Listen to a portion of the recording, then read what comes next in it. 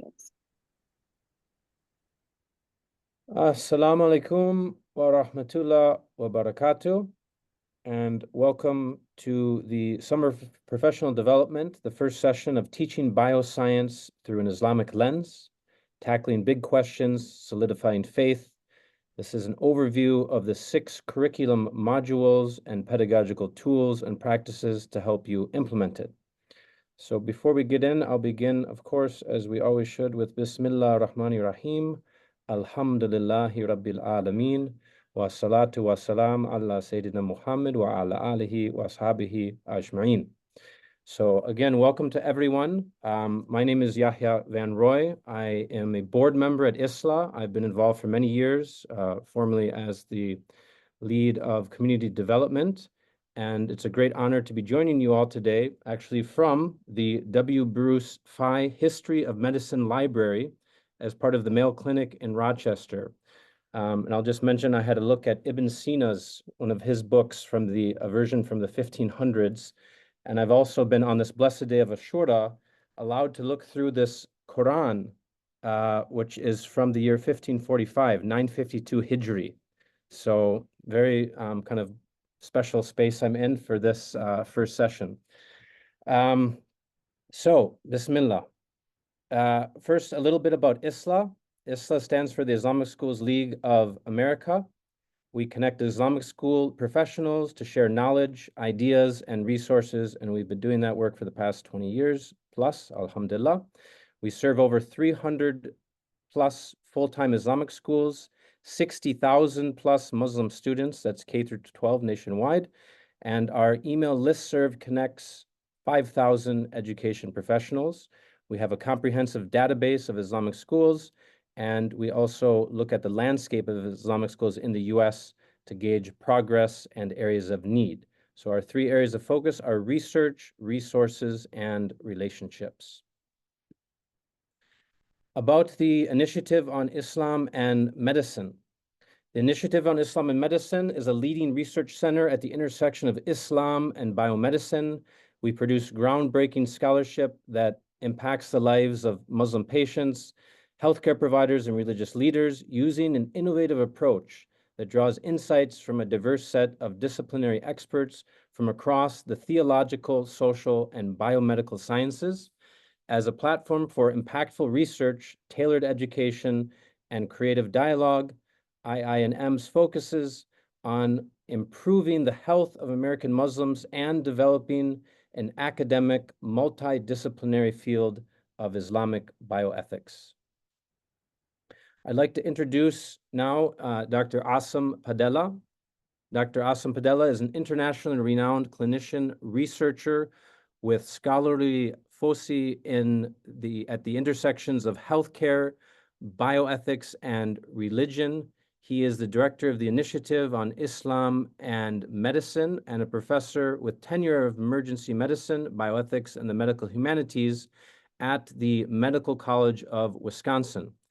In addition to being vice chair of research and scholarship in the Department of Emergency Medicine, he holds teaching and research appointments in the Center for Bioethics and Medical Humanities within the Institute for Health and Equity at the Center for Advancing Population Science in the Cancer Center.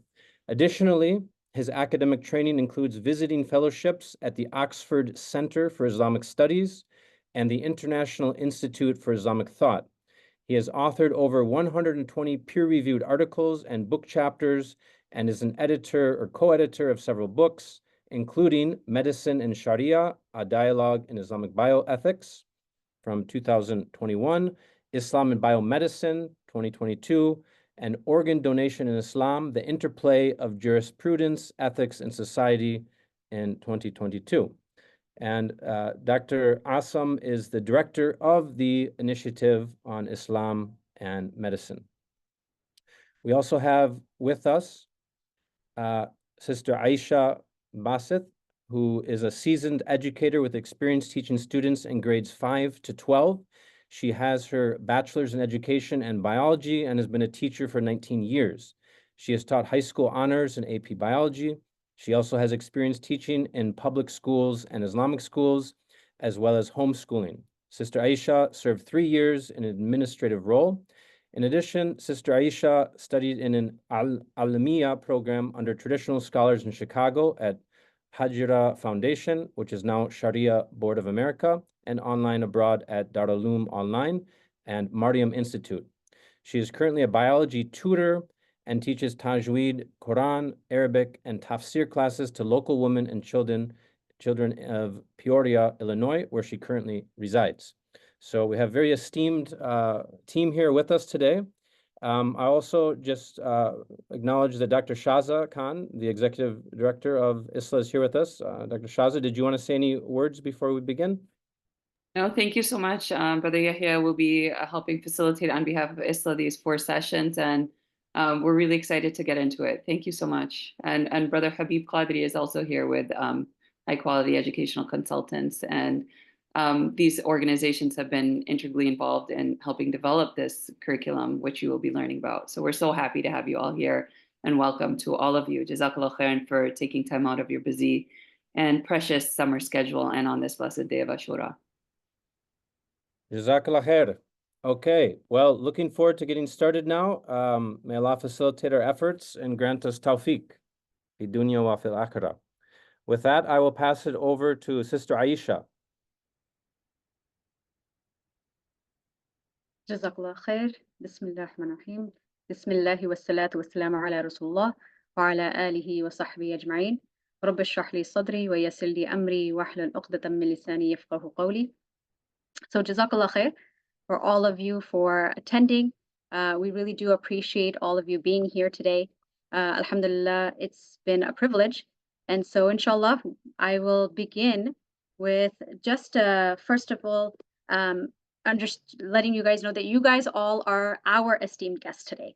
So I want to make sure that we have that in mind, so that way we are understanding that we are trying to cater to you and whatever else that you guys would need, inshallah, so that way we can make this experience a very beneficial one, inshallah. So with that, let's start with a reflective activity. And again, I would like to make this, there we go. So I'd like to make this as interactive as possible, right? We're going to try as much as possible. I know, alhamdulillah, today is the day of Ashura, so perhaps some of you are fasting, but inshallah, that will only add to our barakah. And I'd like to make it so that way we're getting as much thoughts and feedback from our audience, from you all as educators, so that way we can really make this a robust curriculum that's going to cater to the things that you guys see in the classroom. So first and foremost, I would like to ask all of you in the chat, if you guys can answer this question for me, that what are the biology or science topics that you have grappled with, right? Perhaps these are questions that you are questioning, how does science integrate with your Islamic values and beliefs? Or what biology science topics have your students presented to you that you struggled perhaps to answer, or would like to know how to answer those questions a little bit better, right? And perhaps more effectively. So I'll give you guys just about a minute or so to do that. But as you're doing that, I want to remind all of you that I would recommend that all of you guys have kind of a reflective journal, right? Just somewhere, something to write down your notes, thoughts that you've had, things that you've learned, things that you are kind of picking up on, and whatever questions that might arise, that inshallah we'll probably get to the questions towards the end. And this will help understand what it is that you're learning out of these professional development seminars, and how does that going to affect your future teaching, inshallah. So kind of looking at here, the biggest comment, and as we expected, is the topic of evolution, inshallah. And we have a mix of genetics in there, which we'll cover in the evolutionary section as well, inshallah.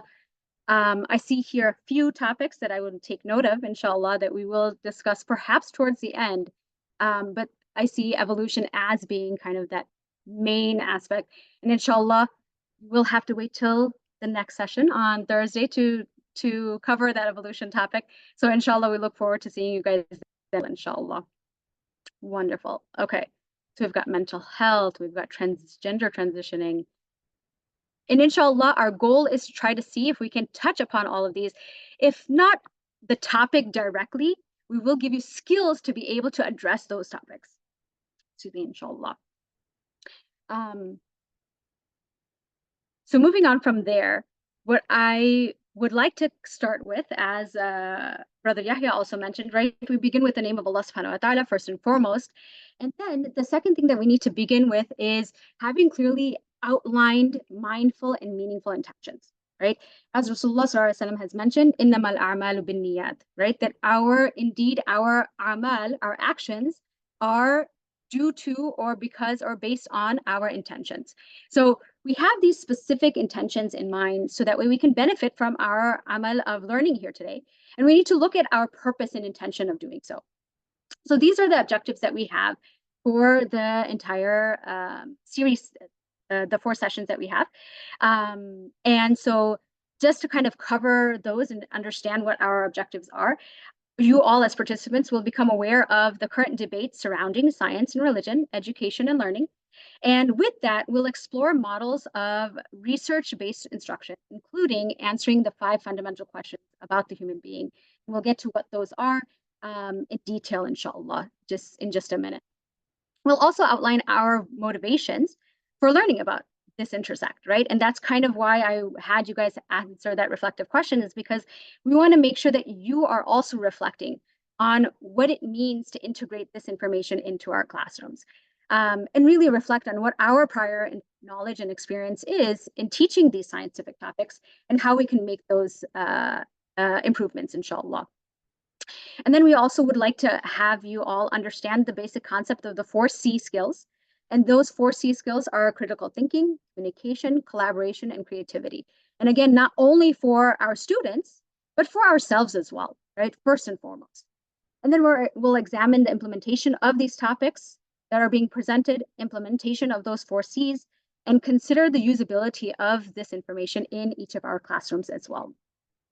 And as you'll probably see more so today, we'll reflect on our learning and improve our own professional practices with the covering of these topics, inshallah.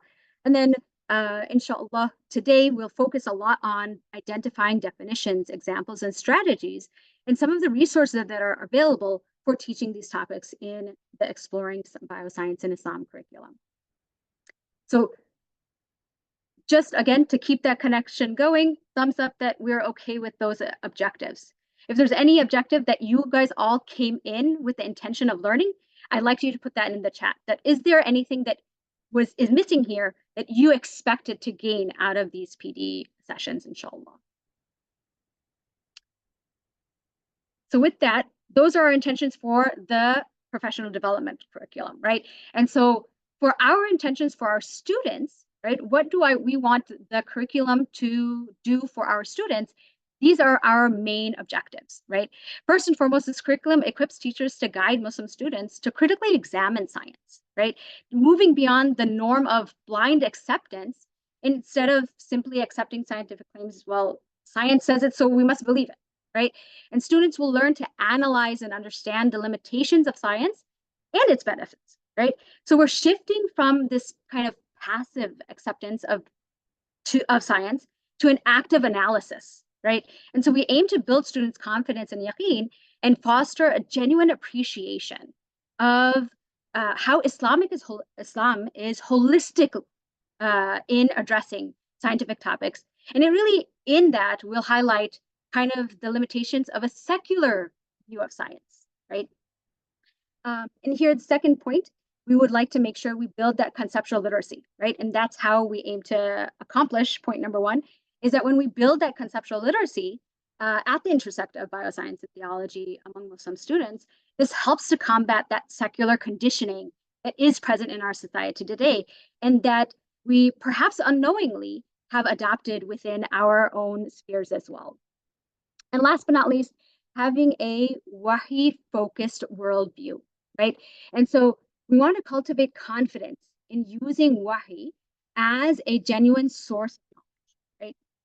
And so when we use wahi, along with understanding and using knowledge from our rational faculties, from empirical data and empirical information, then this curriculum is going to help us understand and broaden that horizon and understanding these fundamental questions about the human being. And so we'll see here that when we are informed by wahi, this helps us to tackle these critical topics of biology and science that might cause confusion in the minds and hearts of Muslim students. And so by applying this type of holistic epistemological framework, us educators can help our students to gain that clarity and extend these topics to things that perhaps aren't covered in the curriculum, but we can use those skills to then apply to other topics as well. So what I'd like is talk about this understanding of how this really connects Islam and science, right? So we need to understand what is that connection between Islam and science, right? So when we look at the Quran, right? Allah subhanahu wa ta'ala begins to introduce himself in the Quran as Rabbul Alameen, right? We see this in Surah Fatiha right in the beginning. And so Rabbul Alameen, the Lord of all the worlds, right? Singular would be Alam, right? Alam, just world. And so we know the word Alam, right? And I'm going to give you a very quick Arabic lesson here. So bear with me, inshallah. Is that Alam means the world, but it comes from Alima, which means to know, right? So the Alam is what we know. So you'll see in Arabic, Alam is actually on the pattern of Ismul Ala, which means the pattern of using a tool, right? Or an instrument. And so this world is an instrument for us to know. And what is that enabling us to know? This world is enabling us to know about Allah subhanahu wa ta'ala, right? This world, or the knowledge that we gain from this world, right? The amal of examining it and analyzing it, studying it, which is science, right? Is what enables us to know Allah subhanahu wa ta'ala. So Allah subhanahu wa ta'ala has created this world to fulfill this purpose of getting to know him, having a relationship with Allah subhanahu wa ta'ala. And so when we have this understanding of this is what the purpose of the world is for us, then it allows us to kind of have this paradigm shift of how we want our students to look at it. And when we see that the students are understanding that science and deen are not two completely separate realms, but in reality, they are realms that can, then we see how we can consciously tackle this understanding of a secular version of Islam, right? Secular version of science. And so for this reason, I've been trying very consciously not to refer to science as a secular topic, right? Whereas in many times we think of, okay, math, science, social, these are secular subjects. And Islam is a religious subject, right? And we want to make sure that students view science as something that can also inform, right? And our Islam is what dictates how we understand these things, right? And this kind of paradigm shift and understanding of the world really humbles us as human beings, right? When we're learning and having knowledge, we understand that this is coming from Allah subhanahu wa ta'ala, and Allah subhanahu wa ta'ala is teaching us how we can have this relationship with him. And so this is where we're going to get that ilm and amal all put together in looking at the alam, right? Looking at the world. And so again, looking at how Islam approaches this concept is that we are encouraged to ask questions, right? And this is where we kind of the viewpoints of how this specialized curriculum is going to benefit us and help us is that we are encouraged to ask questions with those right intentions, right? We should have the intention to learn, to benefit and gain knowledge, more so with the intention and understanding of increasing our yaqeen, right? And increasing that yaqeen will result in increased obedience and nearness to Allah subhanahu wa ta'ala, right? Which is our hope and aim. So the Muslims of the past, they asked questions too, right? They looked for those answers to those questions, but it also did not result without conflict, right? There were clashes with their religious thought as well, but they had to work through them. They had to understand and make sense of what it is that they observed and found.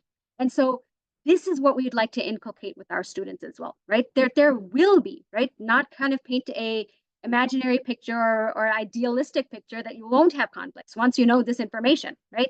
It's that this is how we can understand it and how we can tackle it in a very productive manner. And so we're really seeing today how dangerous it is, especially in today's world, that if we leave our Muslim students ill-equipped to address these types of topics, right? That when we're faced with conflict between science and Islam, and they don't know how to merge the two, right? We're witnessing the significant portion of our Muslim community, right, especially amongst the young, leaning towards science and therefore slowly moving away from their deen, right? And this is where we want to make sure that this specialized curriculum is going to address that, right? So this is the need of the hour, which is why this is important that we understand kind of what are those skills that we need to learn and teach to our Muslim students. And then again, this curriculum asked these questions, and these questions were addressed by both Muslim scientists and Muslim scholars, right? And therefore, we were able to achieve a curriculum that is of high caliber and has this rigor, and so that we were able to address them in an effective manner. And really, this comes from a lack of addressing deep existential questions that students have these kind of conflicts, right? And these deep existential questions in regarding to us as human beings is what really kind of puts that confusion in the minds and hearts of students. And so, alhamdulillah, this curriculum tackles those questions head on, right? And if we see the way that science talks about human beings, it talks about human beings in parts, right? It refers to the form and the function of a human being, whether it's in an environment or within the body itself, but rarely addresses the human being as a whole, right? The very essence of what it means to be a human being. And taking that into account, the mind, body, and soul of each and every single individual, right? So the idea this kind of comes at me is, I have a friend of mine who is actually, she's a revert Muslim, and she's been a Muslim for about 2-3 years. And so at first she didn't share this with her family, but she had a niece who was about 16 years old that she was very close with. So she started to kind of share why she accepted Islam, what were the things that kind of she thought of and how she understood it. And immediately her 16-year-old niece began bringing out all of these existential questions that she had, right? She was like, why are we here, right? What happens to me when I die, right? And these were the kinds of things that, it seems like that age group of high school students really don't think about these things because of maybe the way that they behave and the things that they do. But when given the opportunity to discuss it, it's definitely on their minds, right? They're able to have deep discussions and bring out these questions, right? When the opportunity is given to them. So let's go through these 5 fundamental questions that this curriculum is based off of and the topics that are covered to answer those questions. So first and foremost, we have what is the origin of the human being, right? We start with where did we come from? So then we know where to go, right? So this is where we, inshallah, will cover evolution and God's special creation, which inshallah will be the topic of Thursday's seminar. And then we move on to what is the human's essential nature, right? So that we understand what is a human being, right? What does it mean to be human? And so in this, we'll cover the topics of neuroscience reductionism, particularly artificial intelligence, and how that connects to the soul of a human being. And then this is where we get into the future, right? Is what is the human's future, right? So we know where we came from now. Where are we going? What is the future entail for human beings? And we'll cover human enhancement and transhumanism under that topic to answer that question. And then inshallah, we'll move forward to the age-old, mind-boggling question of predestination, right? Are human actions predetermined? So here we'll discuss fate and genetic determinism. So we'll cover some of that genetics that people were asking about as well, inshallah. And then last but not least, again, we have, are humans unique in this universe, right? So here we'll have a science and theological inquiry discussion about extraterrestrial life, right? So kind of more beyond this world that we are known. And so here, inshallah, with these, we'll be able to discuss many of the questions that you guys have mentioned that you would like to talk about as well. And so before we do that, right, in order to answer these 5 questions, first we need to ask a bigger and more pertinent question, right? Which is, what do we even know and how do we know it, right? And this is where we get epistemology from. And I'll turn it over to Dr. Asim, who is the pioneer himself, to address this nuanced discussion, inshallah. Assalamu alaikum wa rahmatullah. Alhamdulillah. Wassalatu wassalamu ala rasulillah. It's really a pleasure to be with you all today. I am pinch hitting for two of our shuyukh, so please give me some grace, inshallah ta'ala. But we'll go through this topic that Sister Aisha has covered about the epistemology. Before I do so, I do want to kind of ask a question of the group to get a little bit of engagement. You can just put your arm, I think you're not your arms up or your hands up in this Zoom thing, but who here has read or heard about that book by Maurice Bucaille, The Bible, the Quran, and Science?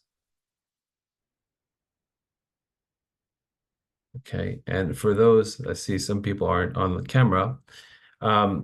So that book, does that inform the way people think about teaching science in their classrooms? Someone could perhaps unmute and offer a suggestion. Does it or does it not for you all?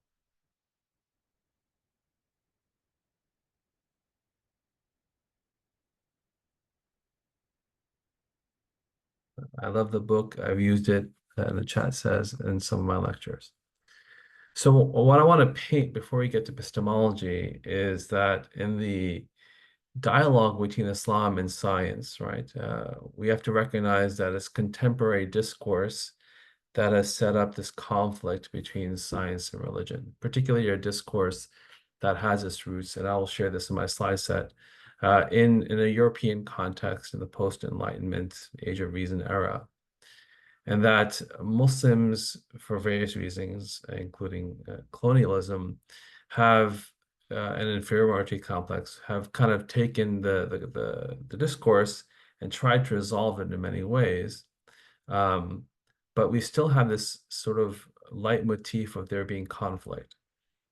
So the book that we just mentioned by Marhum Dr. Maurice Bucaille was trying to do what we'd call tafsir ilmi, the idea that we can do eisegesis, we can read through the Quran scientific discoveries.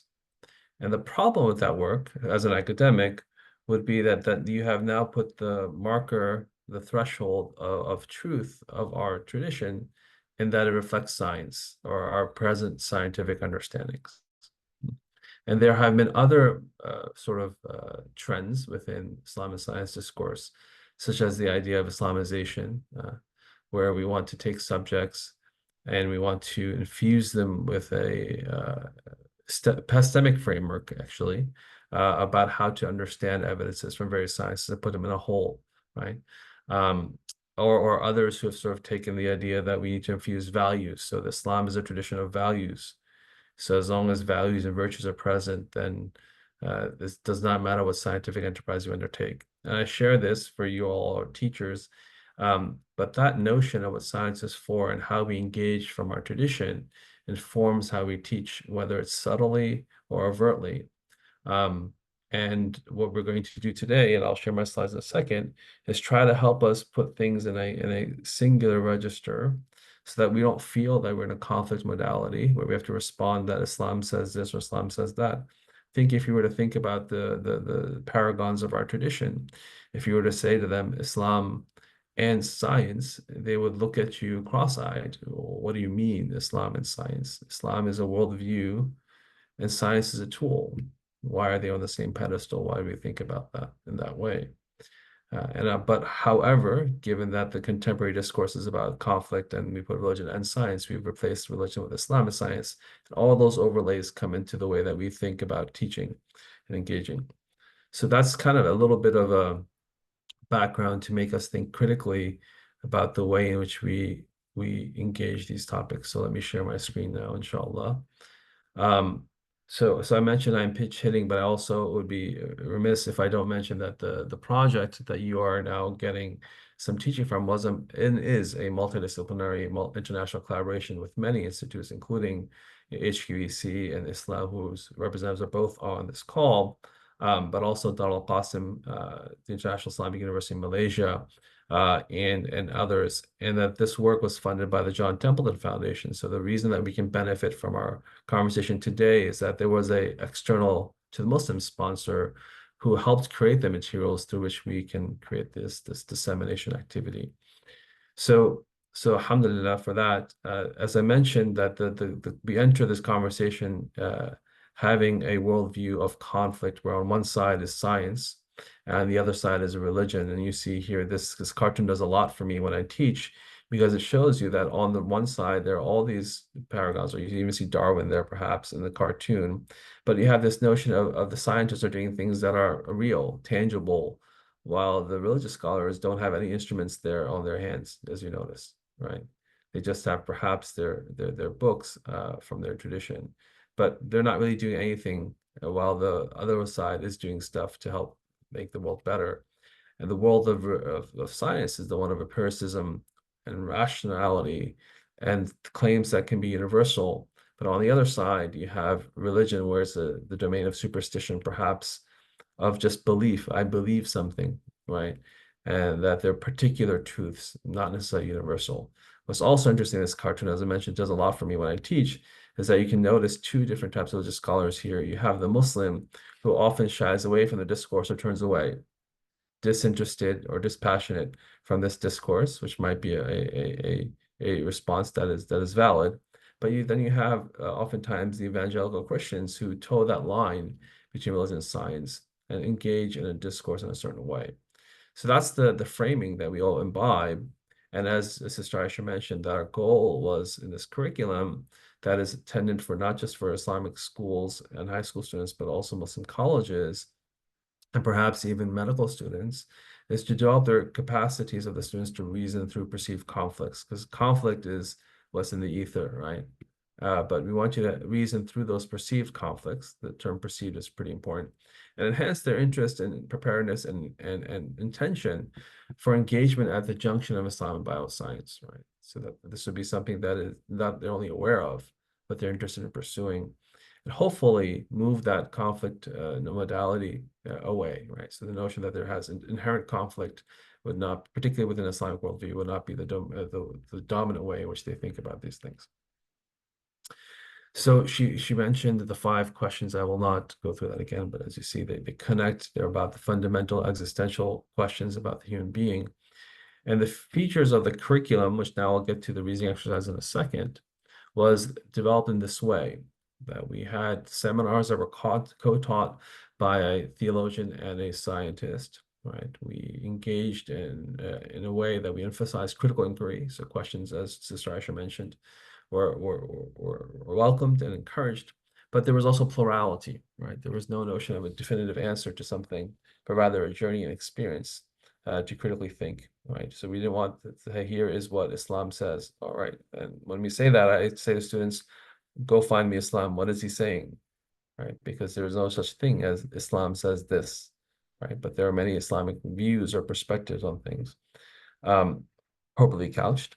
We also focus on multimodal instruction, as you'll see when you move throughout the PD later on, and that we have the curriculum sort of focused on epistemology, which I'll share with you some now in a second. And then the curriculum is polished by people such as Sister Aisha and Brother Habib and Sister Shaza and others as well. So this was the idea to make it ready for you to uptake. I will skip that. So let's get to what you asked me to present on. As I mentioned, I'm pinch hitting, so bear with me. But this is, I'll give you a flavor of what the students got, but so you can understand how to the curriculum. So the students got this sense, right? The first seminar was, and you will see when you download the modules, that it had 3 parts. It had a notion of overlapping epistemologies. We had some videos that talked about the unseen and Israel relation source of knowledge. And then we also talked about how do you reason through conflict, right? If there is perceived conflict. So that was what the students would get. And this was the instructional flow, where you identify sources of knowledge. You define and classified relationships between propositions. I'll share what you view that means based on the source of knowledge, discuss levels of certainty and sort of assess the truth claims, and then weigh these truth claims through an epistemological framework. So the idea, obviously, is to build some skill sets and then apply them within that seminar, right? So what I'll share with you now is kind of those details, right? So what were the sources of knowledge? How do we think about them? How do we think about classifying relationships between different types of propositions and claims made from these sources of knowledge? what are the types and levels of certainty of that knowledge, and then a little bit about weighing kind of propositions, right? So you take each item and just each sort of understanding or knowledge piece and then apply it within the seminar. So what do we mean by epistemology? Epistemology means how you know, right? And then how you know what you know. So that's sort of, it gives you, as a big word for that idea of understanding sources of knowledge and then weighing through them. And there are many different schema within our tradition that the theologians have put together for epistemology. The framework that we use is sort of an aggregate composite one that is within the tradition that sets out that there are four, and I'll give you a sense of why this is the case in a minute. But there are four sources of knowledge. So let me say one more thing. I'm sharing with you slides that I didn't prepare. These are slides that Sheikh Omar Qureshi and Sheikh Hamza Karamali, right? Sheikh Omar was presently at Cambridge Muslim College, and Sheikh Omar Qureshi, Sheikh Hamza Karamali, who's at Basir Education, they put together. So for us, also in the group, we were kind of learning through the way that they had aggregated these different epistemic frameworks. But in any case, here we go. So there are four sources, right, of knowledge. The intellect, aql, right, five senses, empirical knowledge, true reports, testimonial knowledge, and intuition, ilham. Now, there are others as well. One might say that, that there is spiritual modes of knowledge, right? So inkishaf, for example. But these were the four that we discussed with students. Now, one might say that, well, where is scripture here? Where's revelation here, right? Where does that fall? So does someone have an answer for that?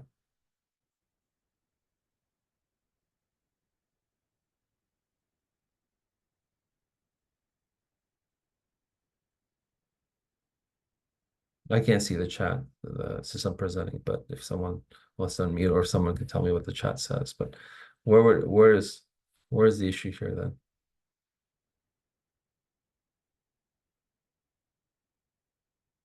The one says intellect.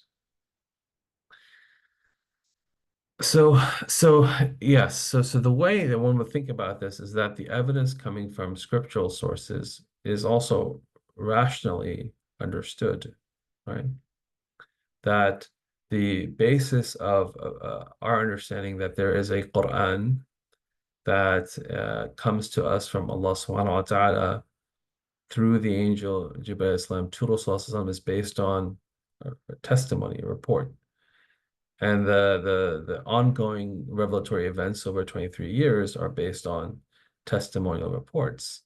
And when we look at each verse in the Quran and we say, well, each verse of the Quran, right, it reaches a level of tawatur in which that there are multiple chains and multiple reporters across time and space who met one another, who could not have colluded, right, to put together the Quran. It is on the back of a rational assessment of the testimonial evidence for that event. And so we are not a tradition that says that we just believe, but rather we interrogate the claims even of what our scriptural sources say, and we put it on a register of an epistemic register. So as I mentioned, right, there is testimonial report, and that testimony report is then based on an empirical evidence, right? So the person who said, I heard, قال Rasulullah sallallahu alaihi wasallam, he's saying, I heard Rasulullah sallallahu alaihi wasallam say something. So the first report then is empirical, right? And that empirical then becomes testimony that the so-and-so saw, so-and-so saw, so-and-so saw. So I'm sharing this with you because that's the first part of making an integrative sort of epistemology, that we have to recognize that Islam and science didn't know it make sense, right? That it was all source of knowledge. They came through us to channels that our intellect had to sort of understand, and we had to weigh them. I mentioned spiritual modes of knowledge and being on the side, but we're not talking about those. Okay. So with that, then came the idea that, okay, we've talked about sources of knowledge, and there are those four, then how do we think about epistemology within the Quran itself, right? And what are the terms that the Quran uses to distinguish different levels of certainty about those claims, right? And so what are the registers in the Quran? So this verse in the Quran here delineates for us actually all of them in one verse. So Sheikh Omar, who put this together, found this verse that it makes sense. So you'll see the terms here in Arabic, those Arabic are highlighted that talk about levels of certainty.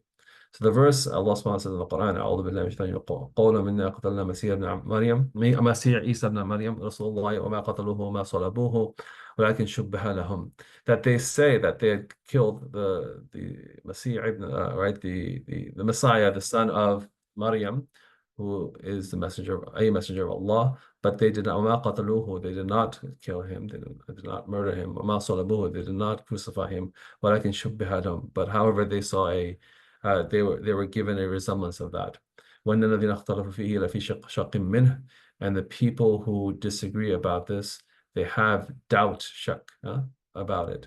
مَا لَهُم بِهِ مِنْ عِلْمٍ, and they do not have any knowledge, إِلَّا اتِّبَاعَ الظَّنِّ, except for speculation. They follow speculation. وَمَا قَتَلُوهُ يَقِينًا, and they did not kill him certainly. That's the verse. So here you see all these terms, right? So shak is a state of, they're shakkim, and they are in doubt. A state of, it could be true or it could not be true. And I am an equipoise in between. Ilm, وَمَا لَهُم بِهِ عِلْمٍ, they have no knowledge. Right? So if you're in a state of shak, of doubt of whether something is true or not true, then you actually have no knowledge about either way. Right? You have no true knowledge. You have no certainty, but you have no knowledge about that issue. But then they speculate, right? So then you can have this probabilistic knowledge, maybe moving from that state of shak, I have some other evidence that moves me towards it being true or towards it not being true. And when you move away from that state of equipoise, then you get a little bit of probability of trueness or probability of falseness. That is the level of one, right? Of probability, conjecture, presumptive knowledge. وَمَا قَتَلُوهُ يَقِينًا, and they did not come certainly, but yet this notion that when you get all the way from probability at probabilistic knowledge and you get repeated evidences, you can move close to the notion of certainty. But what's interesting here in this verse is the certainty here is now tied to how do they know that Allah subhanahu wa ta'ala said at the beginning of the verse that they did not kill him. وَمَا قَتَلُوهُ وَمَا صَلَبُوهُ وَلَكِنْ شُبِّهَ لَهُمْ, right? So that perhaps certainty in this verse indicates in a way that certainty might reside out of our possibility, except for in cases of revelation at times. So these are the levels of certainty that the students sort of then learn, right? So we talked about the four types sources of knowledge. Now you have through this verse this spectrum of certainty about claims that come from any source of knowledge, whether it is doubt in the zone of 50-50, so to speak, or certainty that something is false, that will be batil, or it's true yaqeen. And then in between you have the zones of probability, where you have, right, likelihood of being false or likelihood of being true. So dhann rajih or dhann marjuh. Now, with that notion that you have source of knowledge there are making claims, then we have to understand when you make a judgment about a claim, so someone's made a claim, this has happened or that hasn't happened, then you have to assess whether that claim is based on conclusive evidences or probabilistic evidences. And those are the terms dhanni al-qat'i. And what does it mean by dhanni al-qat'i? Well, when someone makes a claim about something that's qat'i, that means that it does not emit more than one meaning. It is univocal, using that idea, that term, that it can only be this way. And a probabilistic claim means that there are possibilities, we are not certain, that there could be multiple things, right? There can be multiple ways of emitting, the claim emits multiple meanings, whether that be an empirical finding or whether that be something else, right, from revelation. So the students then learn the notion of you have to make judgments about those claims. And then there are three types of judgments. This is where we get now the separation into what you traditionally think about. There's revelatory judgments, judgments based on revelatory sources. There are judgments based on rational sources and empirical ones, right? So you have an empirical judgment that we can only know something from our five senses, or we know something from our five senses, or we make an assertion that we know something from our five senses, and we make a judgment based on that. Or rational, right? These are statements that we know, but we don't need the senses to tell us, like 1 + 1 = 2, right? Or you can use scientific equations at the time, right? You could say, okay, well, we are now positing because of so-and-so law that this can't happen, right? You haven't empirically seen it, but we're positing something. That's a rational judgment. Or a revelatory judgment, right? These are statements that are known based on our nusus, the Quran and the Sunnah, right? And then we say this is a judgment based on that source. So the example here is fasting during Ramadan's obligation. So you have judgments classified based on, right, the evidences that are marshaled for that from the sources of knowledge. But then there are two types of judgments. And I know I'm going through this in some detail. This is all perhaps somewhat new to all of you. But you have self-evident judgments that don't require thought, or inferential that they require some thought. And I'll give you examples in a second, but this is, again, was for the students to have a reading grid through which they would then first identify claims, truth claims, and then assess them. So here's the example. Self-evident claim from revelatory source. There's five pillars of Islam. You don't really need to think about that. It's sort of in nusus, it would have been said, right? There's a hadith about it, we're done. But then there's an inferential judgment. Okay, there is a hadith about in this Quran, and they say about zakat, and what is logic for zakat? Well, they don't talk about diamonds, gold, wheat, barley. So how do you make a judgment about there being a zakat on diamonds, right? You have to make an inferential judgment. Okay, I'm not saying there's no zakat on diamonds. I'm giving you an example. All right, so don't say Asim Padella said there's no zakat on diamonds. So here's the fatwa. I'm giving an example of a judgment that one needs to make based on inference from other sources. Similarly, in rational judgments, right, self-evident, there's one is half of two. But then if you say no, I have to do something more, right? 40, I have to do another step of calculation, and that becomes inferential, right? Based on a premise, right? That division involves this. So now 40 divided by 4 divided by 10 is 1. I have to do multiple steps, but also each is based on this idea that division works in this sort of way. And empirical judgments similarly, right? That fire burns, okay, but inferential judgment is that Pepto-Bismol treats indigestion. So here now you're saying, okay, yeah, fire burns, we see that, we can make that empirical judgment. But when I'm making an assertion that something has a quality that will address your symptoms, I'm making inferential judgments. Just a little more thought. Right? So here's an example for us, and I want to just leave it there for a second, right? So we had students thought about, well, there's something in the category rational, empirical, or revelatory judgment, right? So water boils. It's empirical, where we see that, we need our senses to see that, right? God exists is a rational proof, right? So we have within our tradition rational evidences for the existence of God, right? Like the contingency argument, or the cosmological argument, and so on and so forth. So our tradition is not based on, okay, just a belief, but rather there's a rational claim as well. Or maybe people might say the notion of design, right? But nonetheless, there is this use of rationality. It's not just, okay, revelation came and therefore we believe. Tylenol relieves pain. This is an empirical proposition. You would see, give 100 people Tylenol, see if it relieves pain. Force is mass times acceleration. Here, that first step we know, right? That's empirical, that we can make calculations. But then using that idea in making postulates about that in some other context could also involve rational judgments. Paradise exists. We know that through the nusus, and then humans will be resurrected. We know that through nusus, right? Through the Quran and Sunnah. Otherwise, we empirically, obviously, we will not know this. We can't know this. And then rationally, perhaps not, right? Which has led to the discussions between philosophers early on, predating Islam. The other piece for students then becomes, so now we move through source of knowledge, we move through certain levels of certainty of claims and judgments. Then we talk about whether a judgment is necessary, possible, impossible. And here, the important thing for us is just to know that necessary means that it must always be the case. It can't be negated. While possible means that something can be affirmed or negated, right? And that's the claim in both rational and empirical judgments. But the interesting aspect here, impossible means obviously it can't be affirmed, that empirical judgments can only fall under possible rational judgments. And what does that mean? So from a theological perspective, we see the sunrise and things get warm. We see that, when I drop a pen, it hits the gravity, if you want to call it gravity, causes it to move down and accelerate. and then it hits the, hits the table, the desk here. But it is not necessary for that to be the case. This correlation that we see, this association that we see, is one that we observe, but it doesn't have to be the case. That opens up the space creedally for the notion that there can be miracles that break the pattern that we normally observe. So fire does not have to burn. We know this through a revelatory guidance to us about Ibrahim alayhi salam. It is not necessary, it is not intrinsic for fire to have to burn. Rather, there is a quality that God places within fire and permits then for that quality to cause burning.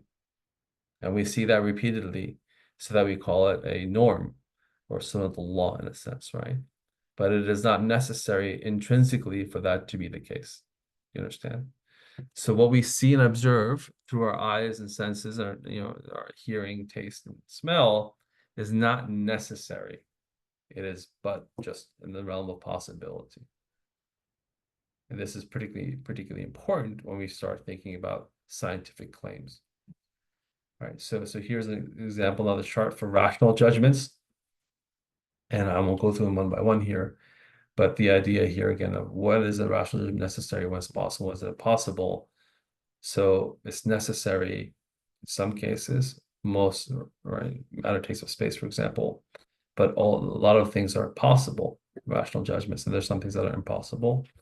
But the important thing here is empirical judgments, right? So again, we see the idea that you have to put each judgment within not just a spectrum of how sure we are, but also whether it's necessary, possible, and impossible. Now, I will say that for our teaching of the students, and as you go through the teaching modules and adopt it in your own classrooms, we did not dwell on this last piece here, right?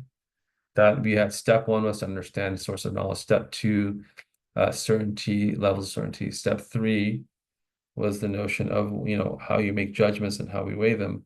But this classification aspect was not so much involved in what you will hear in the subsequent workshops. So to end, before we open up to questions, we had the idea that, we presented the idea in the first seminar that there's an Islamic epistemology that allows you to have a wider scope than a naturalistic epistemology, which is how science operates today. That within Islamic epistemology, you make rational judgments, empirical judgments, and revelatory judgments, and based on those sources, you can have a justified belief in something, right? In the naturalistic epistemology, meaning that things are just as they are, and there is no metaphysical, there is no ontological, right? There is simply what we can sense and see, so really empirical, and then we have what we can understand and think about and posit through rationality. That those are the only two domains that are involved in modern science. And therefore, everything else, right? Revelatory judgments, obviously, revelation is not a source of knowledge for them. And Kashaf and Ham, those are not sources of knowledge for them. So they would discount any claims made from these other sources of knowledge. Offhand, right? That would be the gut reaction. Therefore, everything else is unjustified, which leads to these conundrums of sort of pseudoscience that Karl Popper talks about, right? If that the only thing that we know about, the only way that religion can have validity would be if it makes claims that are falsifiable, right? This idea of pseudoscience versus science. So you get these conundrums that are put together because of this dismissal offhand of revelatory sources of knowledge. But I started our session saying that even those revelatory sources of knowledge are based on rational claims. They come through us through testimonial reports, and at the first instance, empirical ones, observations. So that dismissal offhand is paradoxical, even within the naturalistics or rational empirical domain. Okay, so I will stop there, inshallah. Happy to take no questions, but if you must, I'll happy to take a couple. And inshallah, I will let Sister Aisha and the rest of the Islah crew finish up. Jazakallah khair, Dr. Asim. Alhamdulillah. So what I'd like to do is just to kind of give you guys an idea of what the curriculum, particularly in terms of this unit, entails, so that way you see the kind of the resources that are available for teachers to use, so that way it makes this very heavy, nuanced discussion a little bit easier for us to implement in the classroom. As you saw, Dr. Asim was presenting quite a lot of probably terminology that you might not have been aware of. But there is resources to, alhamdulillah, help with that as well. So first and foremost, when you go on to, like, as I believe actually we haven't mentioned it, but this is free resources that are available online for all of you to be able to access. And so when we get to the website, you are asked to put in your information, just so that way we kind of understand who is using the information, as well as a kind of just a claim that we will give the credit, due credit where it's due. But beyond that, you will see that each unit that we will cover, inshallah, we will cover unit 2 and 3 in the next session. And Dr. Asim gave us a little bit of an idea of the epistemic framework. But the first unit here is this topic, as Dr. Asim mentioned, what do we know and how do we know it? And so there is the accompanying slide deck that goes along with the lessons, as well as the instructional video. So here we have Dr. Omar and Dr. Hamza, or Sheikh Hamza, that are the ones who presented this lesson or this unit particularly. But what I want to really share with you guys is the materials that are mentioned here, right? So there are supplemental materials that will help you to make sure this is understandable information for your students. As Dr. Asim had mentioned, the sources of knowledge, right? So we have an activity so students understand, what do those sources of knowledge mean, right? What does it mean to have ilham, right? So I know Dr. Asim just mentioned those words, and we're expected to know them, hopefully, inshallah. But here, most students probably don't know these words, right? They aren't aware of an example of what ilham might be, right? So in the lesson, we give those examples, as well as have activities for you to give to the students, so that way that is clarified to the student. And then we have in each lesson other materials. So the things that I want to point out is there's a worksheet, right, for students to go through and teachers to discuss these various judgments that Dr. Asim had presented, right? Have them work through, what do they think? Is it a rational understanding? Is it an empirical data that they're looking at? Or is this from revelatory information that we know this knowledge, right? And the two things that I feel are very helpful for teachers is, like Dr. Asim mentioned, that the existence of God is a rational judgment, right? And that's really shocking to a lot of students, right? That no, this is something we get from revelatory information, right? But in reality, it's a rational judgment. And this document goes through, how do we understand it as a rational judgment? And the same goes for proofs of prophethood, right? That Rasulullah ﷺ is indeed a true prophet. How do we know that rationally, right? What are our rational evidences to make that claim? And then, as you can see, there are accompanying assessments for each of those as well. So I wanted to kind of just run through some of that material that will hopefully help and assist in teaching this very nuanced content that perhaps, again, might be a little bit of learning for ourselves as educators, and then we'll be able to effectively do that teaching for the students. So then now I'll leave it for questions and answers. So inshallah, if there are any questions, please feel free to put it in the chat. If you really do feel that it would be easier for you to unmute and ask the question, we welcome that as well, inshallah. And Dr. Asim, I know you have to go. So whenever you need to, please feel free to take your leave, inshallah. But jazakallah khair, definitely very beneficial and helpful.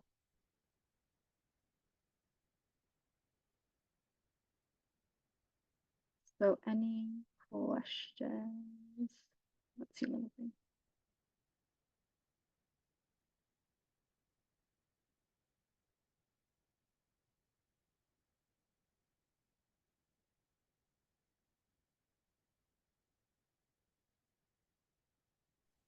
Assalamu alaikum. I have a question.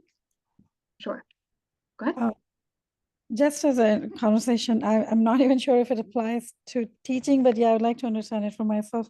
Something that Brother Asim said, and I thought that was very interesting, that it is a quality of fire to burn, but it can be seized, right? So that part I understood, but then something, and correct me if I'm saying it wrong, that is not intrinsically the case. So it could be qualified as possible or not possible that fire burns. Miracles are aren't miracles supposed to be something impossible, and yet happens? So fire doesn't burn, sea splits open, or Isa alayhi salam has a virgin birth. If we make that as by nature, scientifically, as always a possibility, then it's not a miracle. Then it can repeat, and then it can happen easily, right? Like the idea of miracle is that it is not possible, and yet Allah subhanahu wa ta'ala did it. So laws of nature can be bent according to the creator's will, but otherwise they're not possible. So I got a little bit confused there. If that can be explained a little bit. Yeah, so this is a good question, and so I think we're getting some a little bit hung up on the semantics, and perhaps I wasn't as clear. What and certainly you should go back to your shuyukh and answer the question, or ask them the question. But what I was saying was that it is not necessary, right? Meaning something is something, some occurrence that we see, that relationship between the antecedent and the event, right? Or the cause and effect, let's say, is that a necessary connection? And what I was saying was that it is not a necessary connection, meaning that it's always 100% has to be the case. And that empirical judgments, the ways that we see, the senses that we use, we have to recognize that those judgments are possible. Now, it might be highly probable, right? It might be near certain, near certain that this always happens, but it isn't intrinsically always the case that this always has to happen. Right? That there is an ability, that's what I was saying, that empirical judgments are in the realm of possible. They're not impossible, they're not necessary. They're in the realm of possible things, possible relationships between cause and effect. Your point is a nuance where you're saying, well, if it is not necessarily always the case, then the miracles aren't miracles, but then you have to look at the definition of miracles, right? Miracles are defined in a way that there's an interruption of a perception of a cause and effect, right? Right. Okay. There's no need for any, right? He's above all needs, and he has no need for things to happen in a repeated pattern. But we're saying that the normal pattern of occurrences to which we attribute cause and effect do not hold true. But the attributing of a cause and effect is us, right? And so now, if you want to have a definition of what a miracle is, then you can say that complicates the matter, right? So, but the definition that I'm providing you is that there is an apparent, a perceived cause and effect that does not hold true. We're not talking about the ijaz of the Quran here. We're talking about the natural world. So that's another notion that we talk about ijaz and the Quran and so on and so forth. The inimitability of the Quran, that's a different level of miracle. I'm just talking about the natural world miracles that we're talking about. That's a disruption of a perceived cause and effect, and that perception is ours. Got it. Okay. Thank you. All right, inshallah. Take care, everybody. I'm gonna hop off. And just kind of to build on that, as Dr. Sheikh Hamza mentions actually in the lesson as well, that these are associations that we generally have, right? This is because for us, we've always seen it this way. We assume that this is always the way it is. And so when a miracle happens, it as breaking that normal assumption, right? And this is why we have that understanding. And so he kind of talks a little bit more in detail about what that regulative association is that we normally have, right? And so a miracle, since it goes against that regular association, that's where we see them as miracles, right? But again, for Allah subhanahu wa ta'ala, everything is possible, right? Within the realm of possibility. Just to kind of go through some of the questions that are mentioned here in the chat, how long would it take to teach this curriculum? So each lesson, there are 6 units. And so in each of the 6 units, there are about 3 to 4 lessons. Some of them have 2 lessons. And so most of those are geared to be a regular classroom time period. So about 45 to 55 minutes. And so in general, it would probably take a semester, but not a complete semester, right? You would have to kind of integrate this within your teaching. So for example, if you are talking about evolution, right, you can bring in the 3 lessons that we have in the unit of evolution and God's special creation, and then teach it alongside with what you are teaching, right? So this is a supplemental curriculum that you will add to a regular curriculum. Does that make sense? So in general, you could spread it out throughout this full year, right? Or within one semester, however you'd like. We do have suggestions for, in each lesson that will tell you that this is a recommended place to place this lesson, right? So like I mentioned, that when you are talking about evolution in biology class, right, that this is where you would bring in these supplemental lessons. What grade levels or ages and will 2 60-minute classes a week for 9 weeks be feasible? So this is geared towards high school students and beyond, right? So our focus group was actually high school students and graduate or college students. And so like I mentioned that, you know, kind of those later years of high school students are really well equipped to be able to comprehend such nuanced information. So that's kind of our target group. So grade levels, I would say, again, all of high school, but primarily 11th and 12th grade, they would be able to really have that kind of background knowledge, right? To be able to kind of tackle the information that is being covered in these lessons. 60-minute classes a week for 9 weeks. I would have to do the calculation on that. But it would be feasible, inshallah. Based on, again, the only thing that I would give a caveat to is that if you allow time for discussion, right? That's the only thing you need to accommodate for, is how much discussion is happening within the classroom. What are the ideas the students are coming with, right? And so therefore it might take slightly longer than as mentioned, but we try to accommodate that timing within the class, within the lessons as well. So if you take a look at the lessons and kind of calculate that, I would say a 9-week program, 60 minutes, 2 times a week, should be able to cover most of the lessons in this curriculum, inshallah. Any other questions?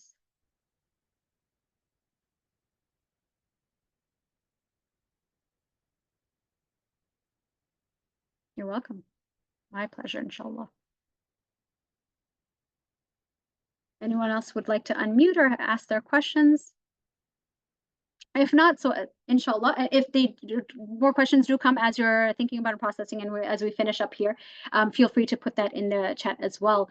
But what I'd like to do is to, inshallah, kind of give you a heads up of what is the next seminar, inshallah. Let's see here.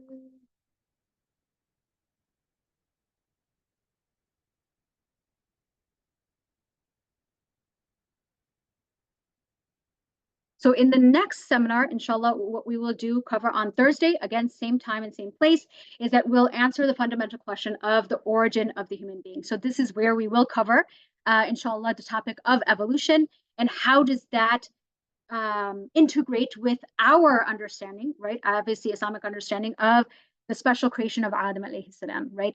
And so then we will also cover the second topic as well, which will be the next fundamental question of what is the human essential nature, right? So what does it mean to be human being? And in that we will talk about neuroscience reductionism, which is a very predominant thought in the scientific realm at the moment. Artificial intelligence, which is something that is very kind of up and coming, as well as how all of that relates to the soul. So inshallah, that will be our discussion for next time. And again, maybe just a little bit of homework to brush up on your evolutionary topics, right? Of how evolution and what are those evidences, right? Because we will what those evidences are quickly, right? But then how do we deal with it, inshallah? So I apologize that this session was not as interactive that I had wanted it to be, or I would have wished it to be. I know it's Muharram, so Ashura, so many of you might have been fasting, so hopefully, inshallah, that would be an excuse of why we didn't have you guys talk too much. But inshallah, because this was kind of more of setting that framework, right? That theoretical framework. And then really, I wanted to start with being more reflective of our own education and what our knowledge is. And then we can move forward of how to accomplish this in our teaching. So I wanted to be more reflective this session. And then inshallah, in the next couple of sessions, you will see we will have a lot more activities, right? We'll have you guys kind of grapple with what that information is. How do we interpret that knowledge, as well as discussion with amongst ourselves of how do we then apply that in the classrooms.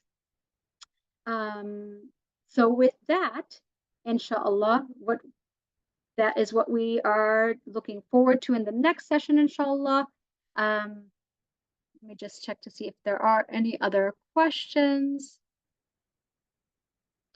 Okay, and then last but not least, what I would like you guys to do, again, part of that reflective learning, that inshallah, and kind of feedback for us as well, is that I'd like you to, there is a QR code here, and let me put in the chat the link as well, so that if that is easier, inshallah, that would be easier for you guys to access, is that we will, 1 second.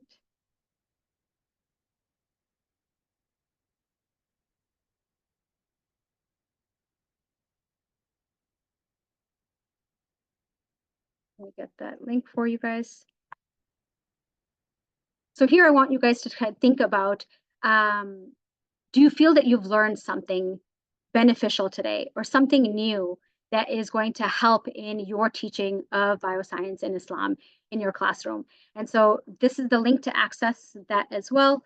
Let me put back the QR code. So if that is easier, that might be a little bit easier to access if you're on your laptop, and then you can use your phone to scan that QR code.